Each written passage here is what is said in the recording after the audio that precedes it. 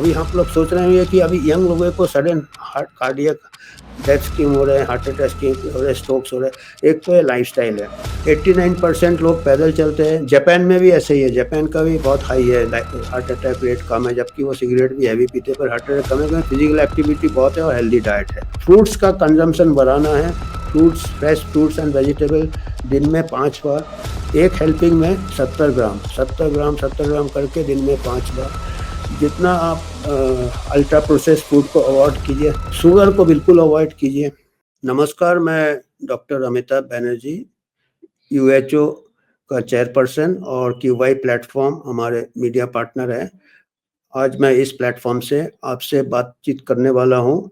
हमारा जो cardiovascular diseases या मोस्टली दिल की बीमारियाँ या रक्त की नलिया का बीमारियाँ, जिससे कि स्ट्रोक भी हो जाता है, ये कुछ ज़्यादा लग रहा है कि कुछ लोगों में, और पर्टिकुलरली हमारे जैसे इकोनॉमीज़ है, इंडिया जैसे, जिसको कि हम डेवलपिंग इकोनॉमीज़ कहते हैं, कि जल्दी-जल्दी लोगों के पास पैसा आ रहा है, उनका मोस्टली लाइफ़स्टाइल चेंज हो रहा है। और उससे क्या, इससे इसकी वजह से हमारे क्या-क्या कारण हो सकते हैं, जिससे कि हमारे भारतीयों को और पर्टिकुलरली यंग इंडियंस को हार्ट अटैक्स ज़्यादा आ रहे हैं, कुछ लोगों को स्ट्रोक्स ज़्यादा आ रहे हैं, इस हाई ब्लड प्रेशर, डायबिटीज़ तो है ही हमारे यहाँ। तो ये क्या-क्या वजह हो सकता है? तो मैं थोड़ा इतिहास में जाऊँगा, इसका जो हिस्ट्री है कि कैसे शोध हुआ, कि किस चीज़ों से हार्ट डिजीज़ ज़्यादा होता है। क्योंकि जैसे-जैसे हम पीछे इतिहास में जाएँगे, हम आगे अभी जो हम अपने देश में देख रहे हैं, उससे उन्होंने जैसे शोध किया था, हो सकता है उसको थोड़ा हमको आइडिया मिले कि हम भी आगे कैसे शोध कर सकें। तो जितना हम पीछे देखेंगे, उतना हम आगे का भी सोच सकते हैं कि सिंपल कैसे हम पता कर सकें कि क्या वजह है या क्या वजह नहीं है। कुछ ऐसे चीज़ें भी आई है इन दिनों में, कि जिससे कि शायद वजह है या शायद ना है। आपको मालूम है कि इसके बारे में ज़्यादा हम डायरेक्टली नहीं बोलेंगे, क्योंकि आपको मालूम है क्यों नहीं बोलेंगे। पर हम तरीका शोध का सोच सकते हैं और थोड़ा हम आइडिया के बारे में बातचीत कर सकते हैं। तो एक साइंटिस्ट थे, एक डॉक्टर थे, जो कि जिनका नाम था प्रोफेसर जेरेमी मॉरिस।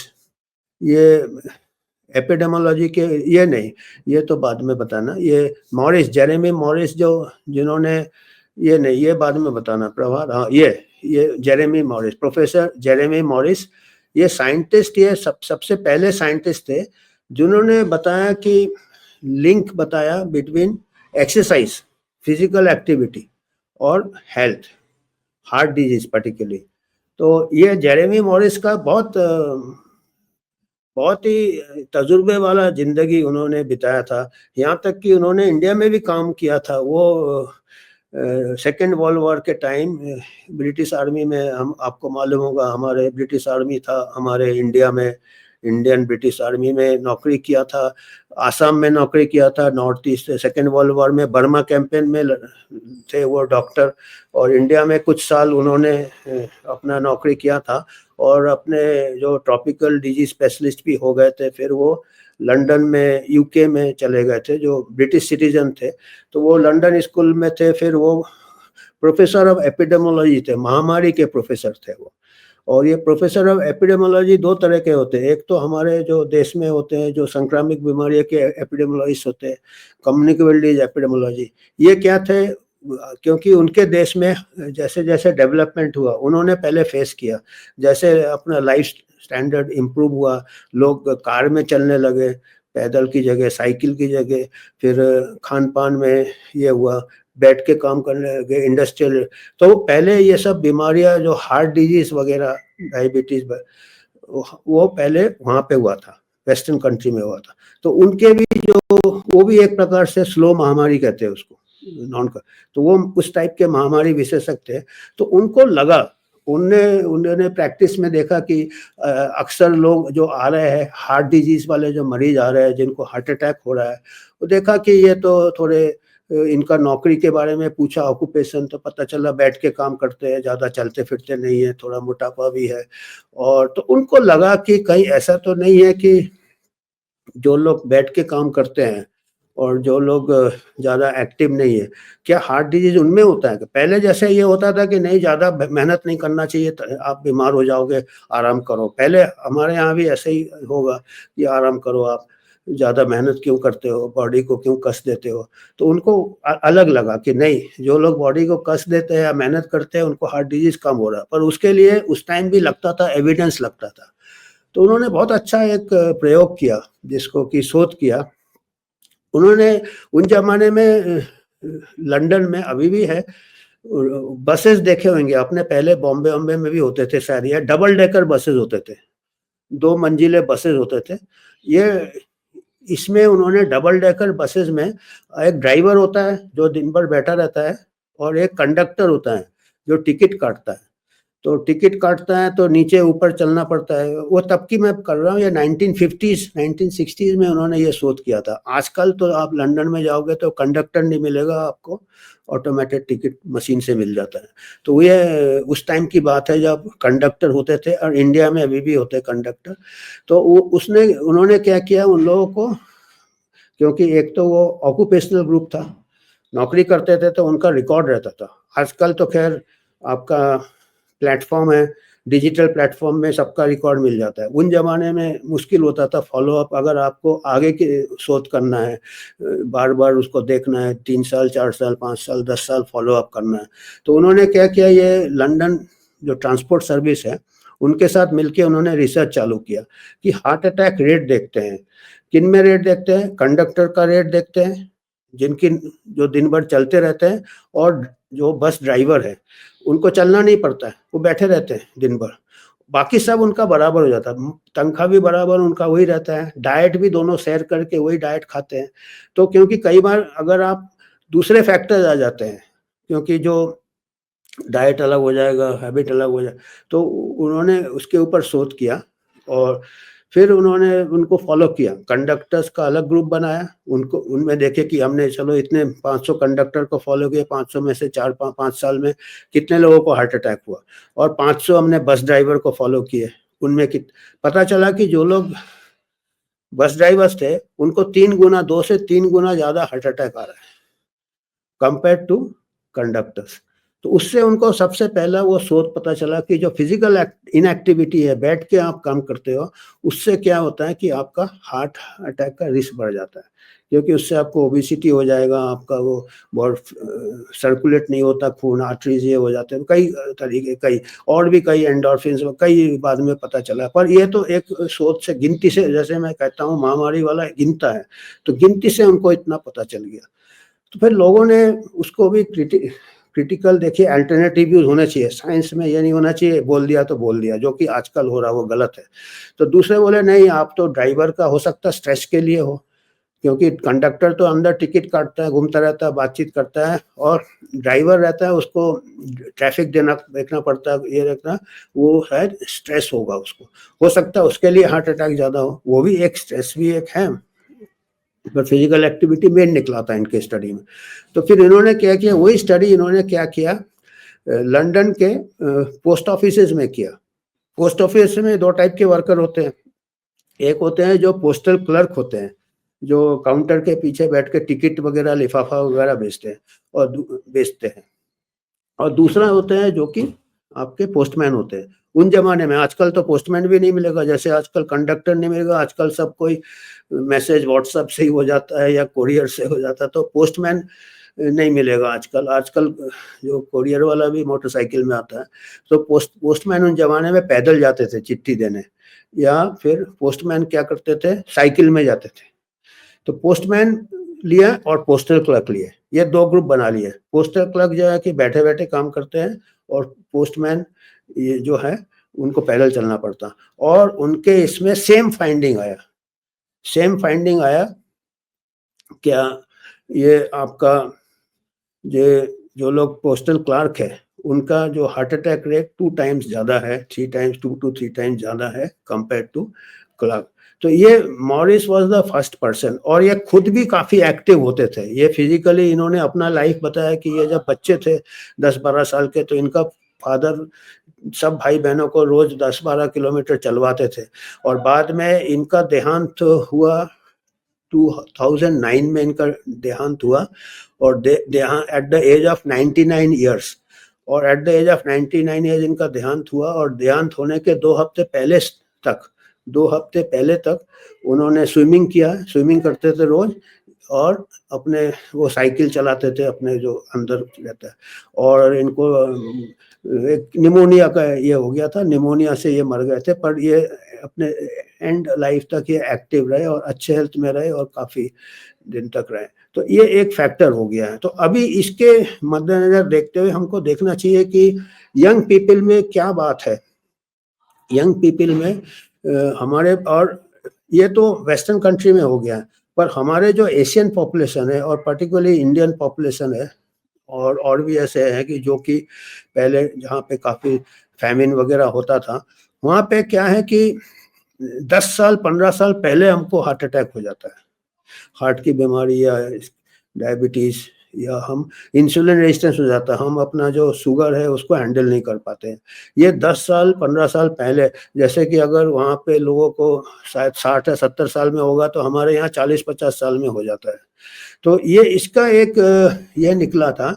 ये एक हमारे जो दाहिने तरफ है, उनका नाम है चित्तरंजन याग्निक। ये एक बहुत फेमस साइंटिस्ट है, पुणे में ही रहते हैं, केईएम अस्पताल में। तो इन्होंने काफ़ी स्टडी किया है। तो और जो दूसरी तरफ है, बाएं तरफ है, जो यूरोप के है, यूटकिन है उनका नाम, और इनका नाम है याग्निक, चित्तरंजन याग्निक, उनका नाम है यूटकिन। ये दोनों सहयोगी थे साइंटिस्ट। अब देखेंगे सबसे ऊपर क्या है, बीएमआई दिया है, जिसको कि बॉडी मास इंडेक्स कहते हैं। बॉडी मास इंडेक्स एक प्रकार का मेजर होता है जिससे हमको पता चलता है ओबेसिटी कितना है, मोटापा कितना है। तो बॉडी मास इंडेक्स हम कैसे लेते हैं, वेट इन केजी लेते हैं और हाइट इन सेंटीमीटर लेते हैं। आप अपना डालेंगे, अपना कैलकुलेटर है गूगल, बीएमआई कैलकुलेटर आप डालें गूगल सर्च करके, और अपना सेंटीमीटर में आप हाइट डालेंगे, वेट डालेंगे, आपका बीएमआई निकाल के दे देगा। तो दोनों का बीएमआई अगर 23 से ज़्यादा है इंडिया में, उसको कहते हैं ओवरवेट, या 25 से ज़्यादा यूरोप में ओवरवेट। तो देखिए दोनों का बीएमआई बिल्कुल बराबर है। 22.3 यूटकिन का भी है और 22.3 याग्निक का भी है, जो इंडियन है। पर जो सबसे नीचे वाला जो है रो, उसमें बॉडी फैट लिखा है। बॉडी फैट जो यूटकिन है, जो यूरोपियन है, उतने ही बीएमआई में उसका बॉडी फैट 9.1% है, और इसका कितना है, डबल है, उससे डबल से भी ज़्यादा है, 21.2% है। तो उनका ये सोच से कहना है कि जो हमारा खाली बीएमआई से हम मेजर नहीं कर पाते, जो इंडियन है उसका बॉडी फैट, उसको कहते हैं कि सेम बीएमआई में उसका बॉडी में फैट डिस्ट्रीब्यूशन ज़्यादा होता है, और पर्टिकुलरली जो एशियंस है और इंडियंस है, उसका जो सेंट्रल बॉडी होता है, बीच में पेट के चारों तरफ चर्बी जम जाता है।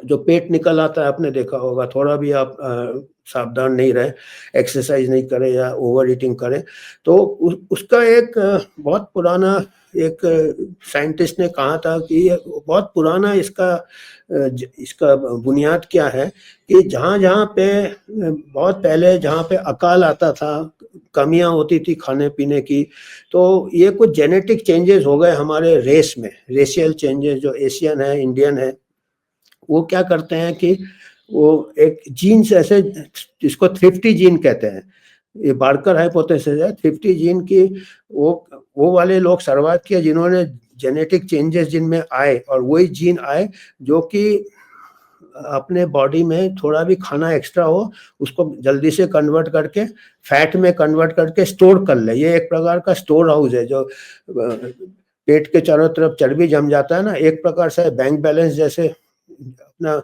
जो डार्विन्स लॉ है, सर्वाइवल के लिए किया उन्होंने, और उन्हीं लोग सर्वाइव किए जिनके पास ये जीन थे।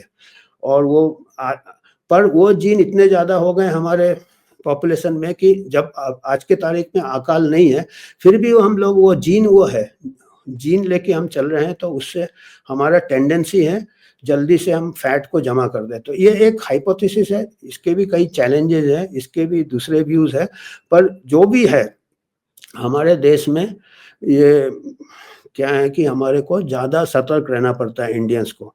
और अभी क्या देखेंगे कि हमारा एक जनरेशन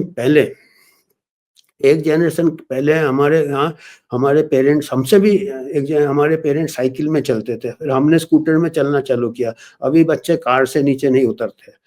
आधा 1 घंटा जिम चले गए, पर दिन भर आप एयर कंडीशन में बैठे हैं, आरामदायक लाइफ है, और fast food, ultra processed food ले रहे हैं।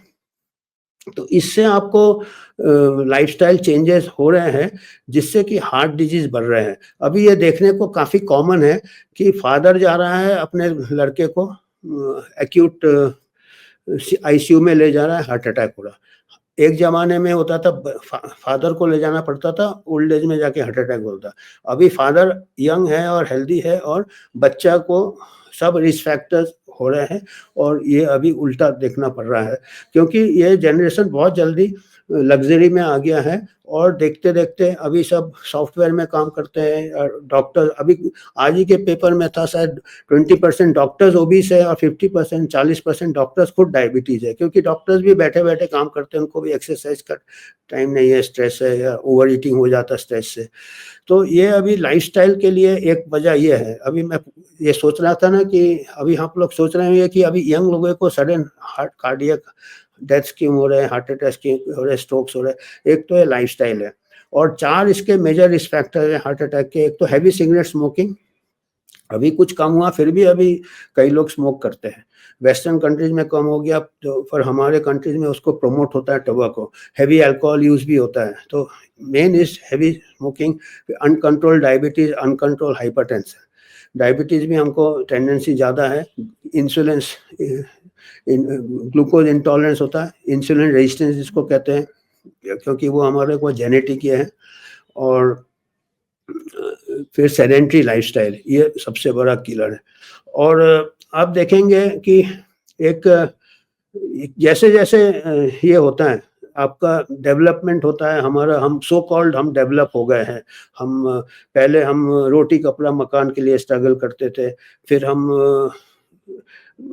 दुश्मन से लड़ते थे, फिर हम दुश्मन से ज़्यादा अच्छा होना चाहते थे कि इसकी गाड़ी बड़ी है तो हमारा पड़ोसी दुश्मन हो जाता था, और तीसरा जब कोई दुश्मन नहीं है तो फिर हम खुद अपने दुश्मन हो जाते थे।